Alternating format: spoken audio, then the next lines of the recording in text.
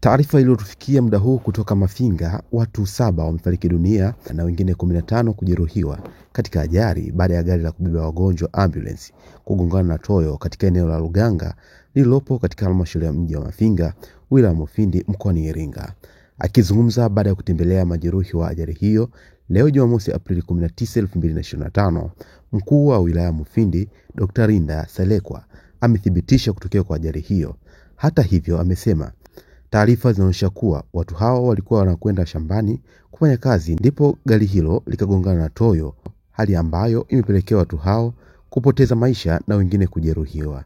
Ni kweli leo tarehe 19 mwezi wa 4 siku ya Jumamosi tumepata ajali katika maeneo ya Luganga ambapo mpaka sasa tumepoteza jumla ya watu 7 na majeruhi 15.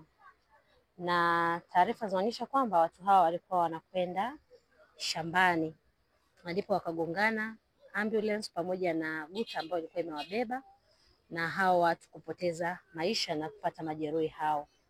Mpaka sasa majeruhi tulikuwa nao hapa katika hospitali ya Mafinga ya mji Mafinga, na wengine ambao wana hali mbaya kama 4 wanapelekwa katika hospitali ya mkoa wa Iringa.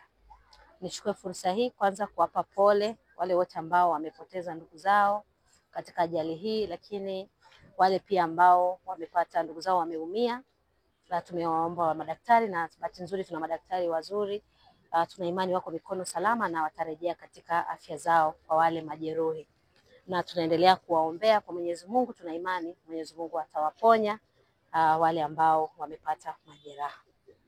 Chukue fursa hii kwanza kuendelea kuwaasa wananchi wa Mufindi kama ambavyo tumekuwa tukiwaambia mara nyingi, kuacha kutumia hivi vyombo ambavyo si rasmi kwa usafirishaji wa watu. Jaribu kuangalia zile guta, kazi yake ni kusafirisha mizigo, lakini wao wamejaza watu tena kwa kiasi ambacho ni kikubwa zaidi hata ya uwezo wake. Jaribu kufikiria kwa hali ya kawaida, watu 22 kwenye guta ni watu wengi sana. Kwa hiyo nichukue fursa hii kuwaomba, hata kama kweli tunatafuta, lakini tutafute kwa namna salama. Unaweza ukaona kama nia yao ilikuwa ni kwenda shamba, lakini tumeishia hospitali na wengine wameishia kupoteza maisha.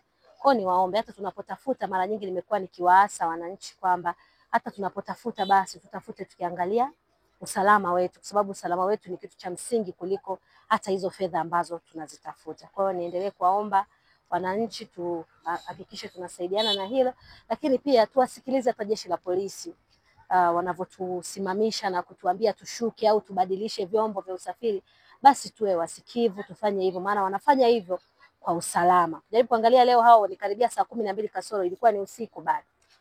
Ni muda ambao ni alfajiri, wanakwenda mashambani. Wangeweza kutumia hata usafiri mwingine, labda wangebaki salama. Kwa hiyo niendelee kuomba wananchi tuzingatie usalama wetu hata wakati tunatafuta, hata katikati ya mapambano yetu ya maisha. Endelea kuwa karibu na kurasa za Mwananchi Digital ili kufahamu mengi kuhusiana na kisa hiki cha ajali.